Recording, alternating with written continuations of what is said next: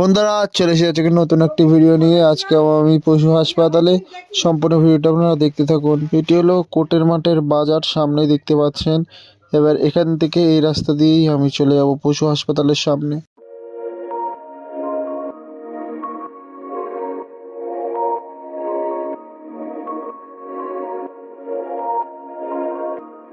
রাস্তার ওই পারেই রয়েছে পশু হাসপাতাল। এখন আমরা রাস্তা পার হব। এই যে সামনেই আমাদের পশু হাসপাতাল, এই যে সিরাজ উদ্যান। এই সামনেই টিকিট কাটা হয় পশুদের, আর এর ভেতরেই হচ্ছে ডাক্তারের রুম। এই যে ডাক্তারের রুম, তো ডাক্তারের নাম এই যে এখানে রয়েছে। সামনেই ওটি রুম রয়েছে ওখানে, এবং বিড়ালদের ওজন মাপা হয় ওখানেই।